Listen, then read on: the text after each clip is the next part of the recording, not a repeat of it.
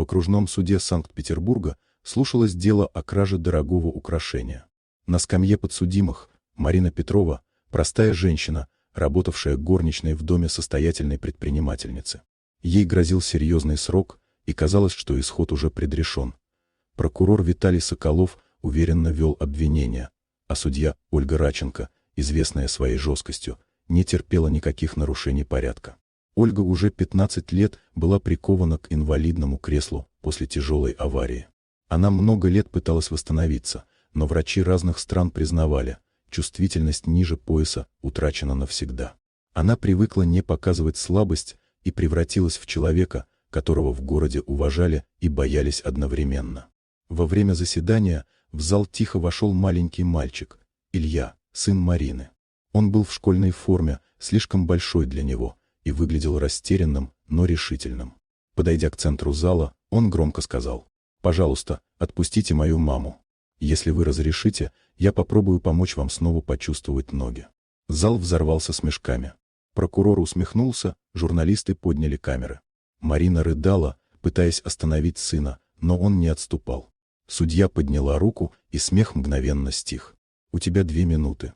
Если ничего не выйдет, я вынесу самый строгий приговор», — холодно сказала она. Илья подошел к ее креслу и осторожно коснулся ее ног.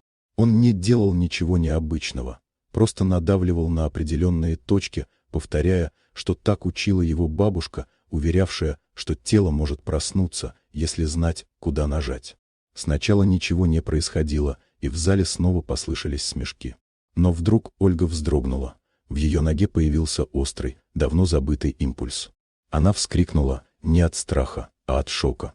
Это была боль, которую она не чувствовала 15 лет. Тишина накрыла зал. Ольга осторожно попыталась встать. С трудом, цепляясь за подлокотники, опираясь на мальчика, она поднялась на ноги, впервые после аварии. Приставы замерли. Прокурор побледнел. Осознав, что происходит, судья обратилась к Соколову. «Покажите записи с камеры с дома, где якобы было похищено колье». Виталий попытался оправдаться техническим сбоем, но Ольга уже понимала, что дело сфабриковано.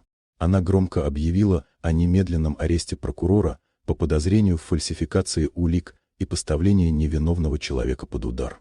Марину освободили прямо в зале. Она бросилась обнимать сына, а люди аплодировали стоя.